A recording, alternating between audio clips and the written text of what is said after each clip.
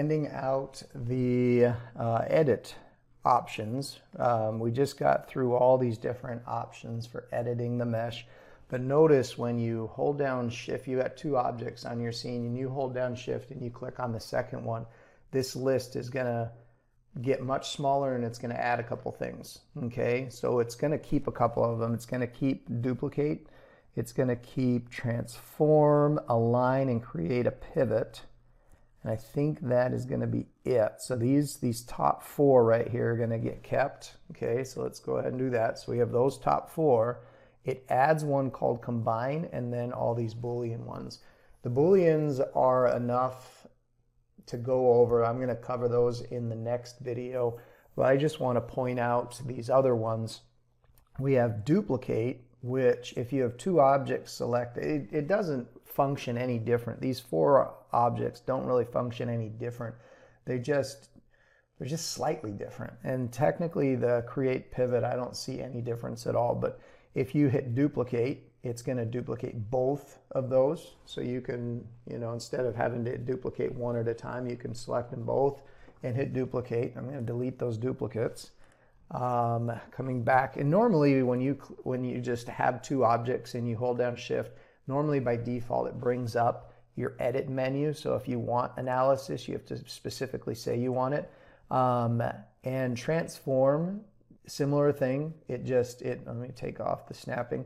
It moves both objects at the same time, which is very useful when you're trying to maintain your occlusion, yet you want to align your intraoral scan to the grid. Let's go back. Align is same concept, but notice how it's moving them together. It's keeping them together even though they're not one. I'm going to hit cancel. The create pivot, I don't quite understand. I thought, oh, maybe if you have two objects selected and you do a bounding box, it'll do a bounding box around the entire thing, but turns out that doesn't. It still puts the bounding box in the center of whichever object I click on. So I'm not exactly sure why that stayed as an option when something is combined, but then again, there might be something. Okay. What I want to focus on in this video is the combine option, because to combine two different STLs is very useful, and it's something you're going to do a whole lot of during your journey through Meshmixer. And notice when you combine, so look over here in the object browser and see how I have two things selected here, bunny 1, bunny 2. And if I bring those in and I click on them both and hit combine, see how it now takes those two and makes them into one. Now technically it is not one. If I bring my see-through slider on, you can still see that I have the entirety of both of those bunnies. So it didn't like merge them into one, it simply stuck them together. And when I was teaching courses on this, I always like to think of that as like a post-it note, only because post-it notes allow you to stick something but easily remove it. So it sticks there and it stays there until you're ready to just take it right off. And what I mean by that is that if I type S for select and I click on one and I type E to expand to the connected, notice one, that when it's expanding triangle by triangle by triangle to everything that's connected to that first selection, it doesn't select the second one because they're not connected. They're just overlapping. But if I go in here, I can come up in here and I can say separate, or I can just do the Y on the keyboard, and now I'm back to having two different objects. And if you look down in here, it's two different objects. Shortcut for a combine is also Y. Okay, so I just selected both of them, hit Y, and it combined them together. Then if I hit S and I click on that, E, Y, now they're separated again. And so that's a very useful way. Anytime you want to do like a make solid on two separate objects, you got to combine them first.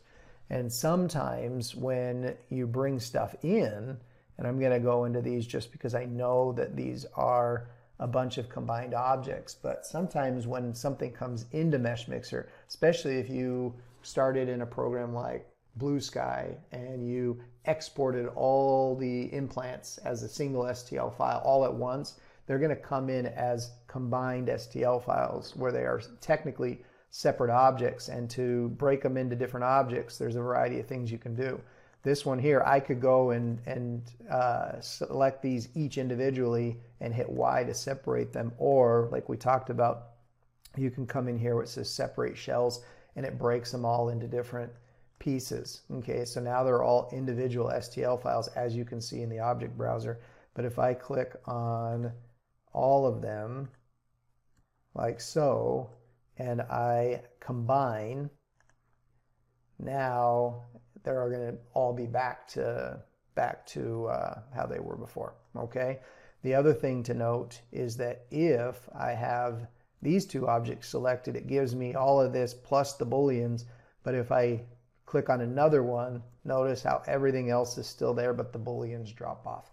And so booleans are only possible with two things selected, whereas these other ones, it doesn't matter how many things you have selected. So hopefully that helps kind of solidify some of the options you have under the edit menu.